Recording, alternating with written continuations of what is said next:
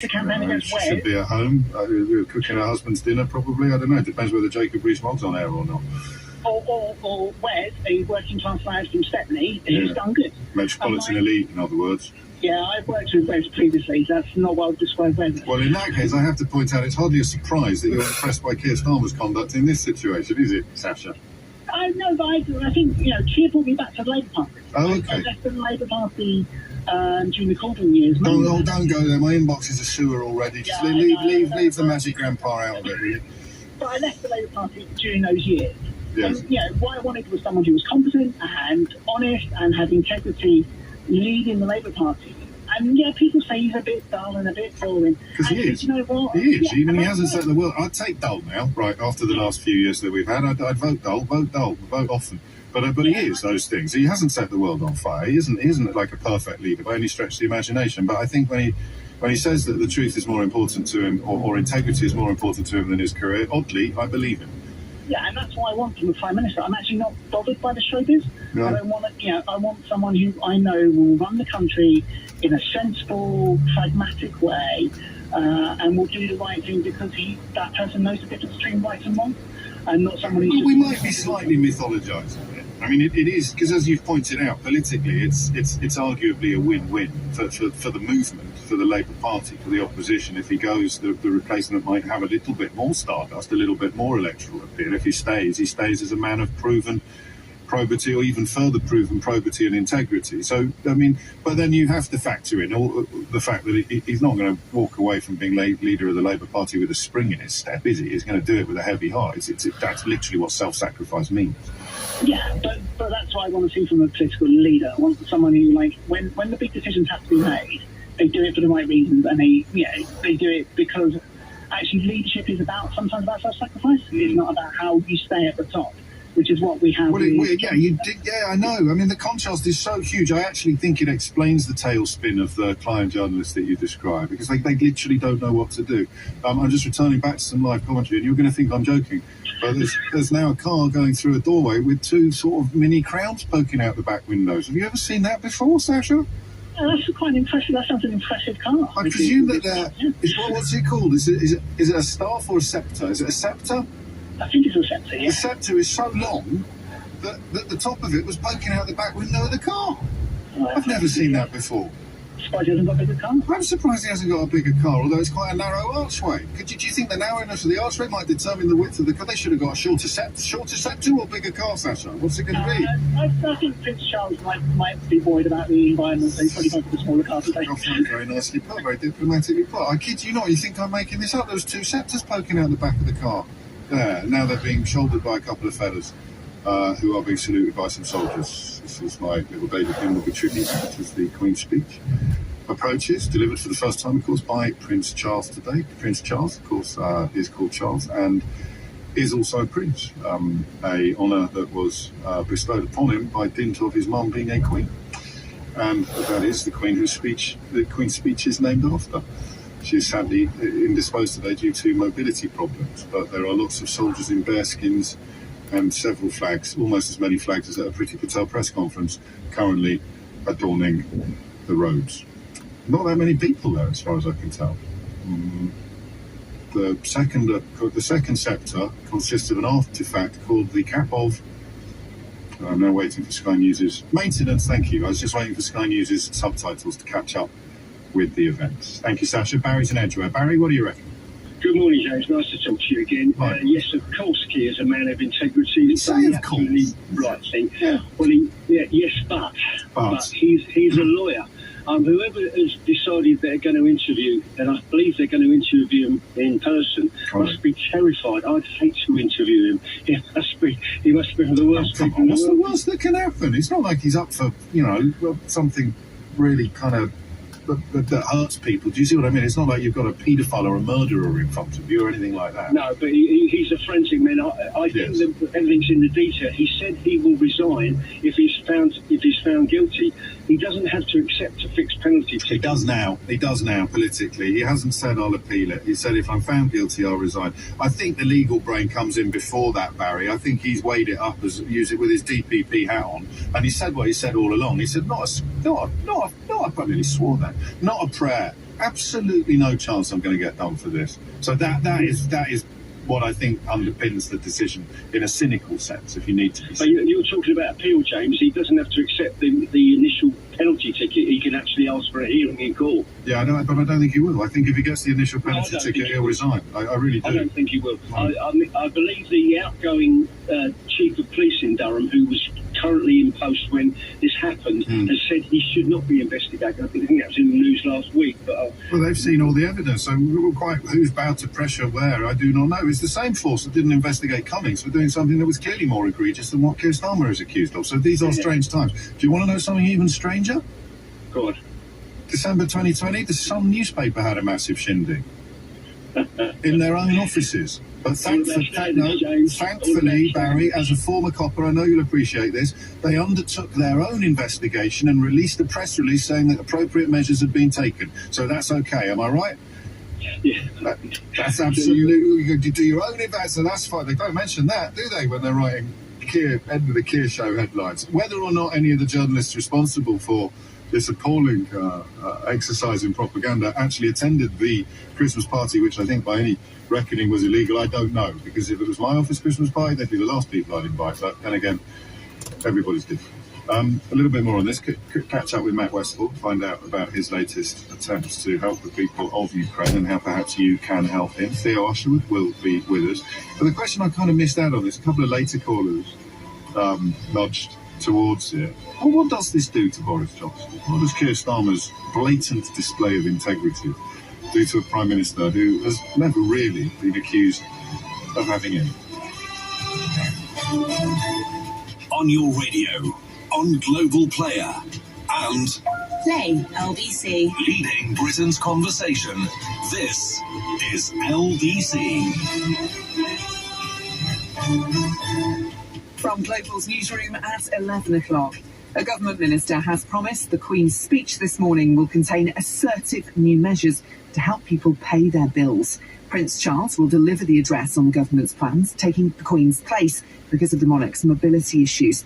Policing Minister Kit Malthouse has told LBC the country can't spend its way out of the cost of living crisis, but the public can expect some help. What you will see today is us taking advantage, for example, of Brexit freedoms to strengthen our economy and make it more dynamic, as well as doing a variety of other issues. I don't want to get reprimanded by the Speaker by telling you, but I think you'll find there's quite a lot of nice things coming in this box of chocolates. The Irish Premier has told Boris Johnson in a phone call this morning that UK-EU discussions on the Northern Ireland Protocol need to be intensified. Taoiseach Micheál Martin also addressed the challenges facing Northern Ireland following the Assembly election. He says they both agreed a new power-sharing executive needs to be formed as soon as possible. Conservative MP for Bridgend, Jamie Wallace, has appeared at Cardiff Magistrates Court to plead not guilty to 4 traffic offences. They include failing to stop and driving without due care and attention. The charges relate to a late-night collision when a car hit a lamppost in Cowbridge in South Wales last November. The first asylum seekers will be told this week they could be sent to Rwanda under the government's new deportation policy. Home Secretary Priti Patel says the whole process will take some time because of legal challenges. Liberal Democrat MP Tim Farron has told LBC it's just not workable. Whilst there is a real problem with people crossing the channel and taking risks there, the reason they do it is because there aren't safe routes to the United Kingdom. So let's create safe routes, play our fair part, do the decent thing that Britain's always done, and not spend a fortune sending people halfway around the world. Scientists are warning there's now a 50-50 chance of the world's temperature hitting a key climate threshold within 5 years.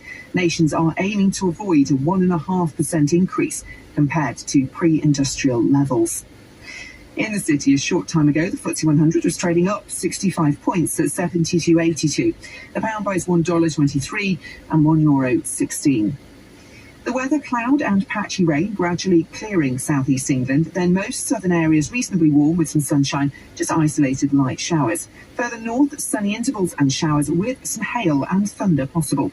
A high of 21 Celsius. From Global's newsroom for LBC, I'm Holly Harris. You have another new message. Another mobile price rise, ?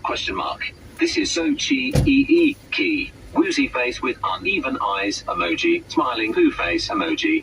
It's hard to put into words how bonkers mobile price rises are. but big networks keep doing it. Sky Mobile haven't raised their prices in 5 years because the last thing you need is another price increase. Switch to Sky Mobile and see how much you could save. Data plan price fixed for 12 months. Other prices may vary. Terms apply. This is LBC from Global, leading Britain's conversation with James O'Brien.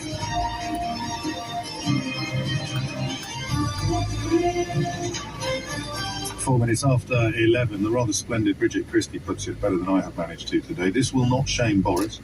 He has no concept of shame. It is not possible to shame him. He works to a different set of rules from the rest of us. Decency, accountability, responsibility, honesty, empathy, and honour mean nothing to him, nothing. He'll find this funny and weak.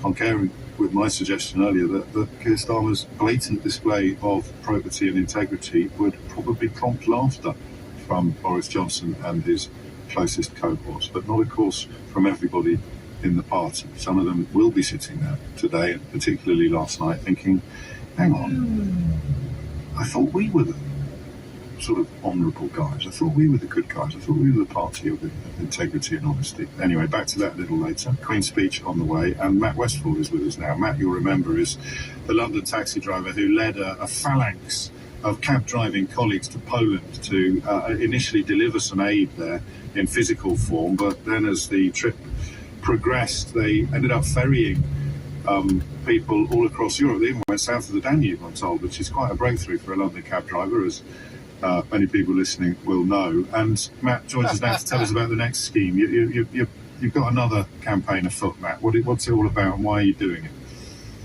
Good morning, James. Thank you for giving me the platform once again. I appreciate it. Basically, an old friend of mine who used to work in Royal Mail, where I used to work, got in touch with me and said her friend is an NHS nurse and she's trying to raise funds for an ambulance to take over to the Ukraine because they're in desperate need. And after coming back off the last one, I weren't sure whether I was going to be able to do anything again. Sure. When a nurse reaches out for you, and she was actually born in the Ukraine, Elena Walker, and she got in touch with me. How could you say no? You can't say no. You've got to say, right, okay, let's get hold of it, let's do what we can do.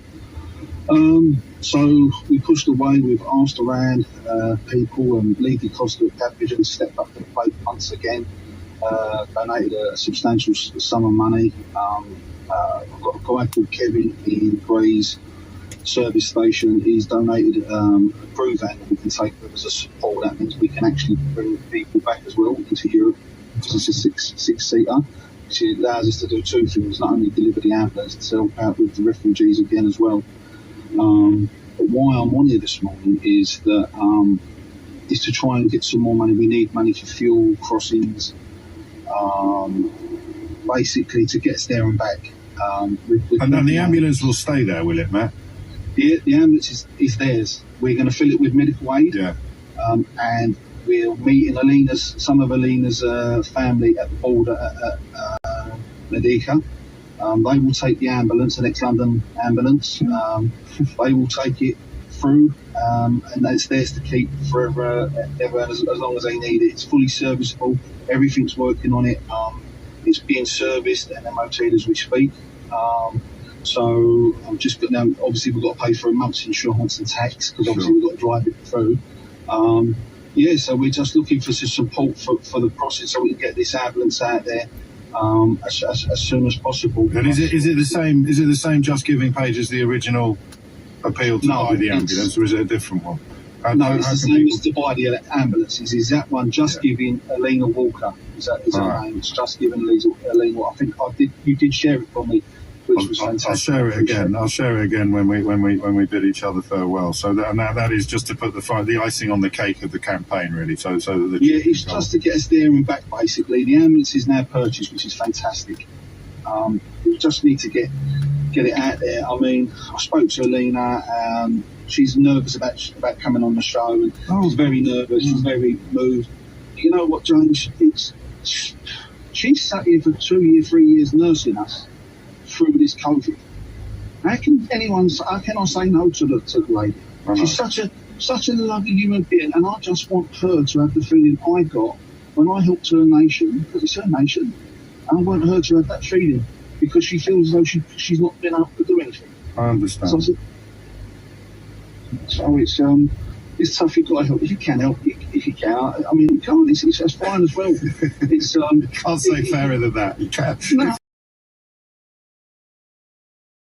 It is still emotional for you, I can tell. Just people who perhaps didn't hear you on the programme last time you were here.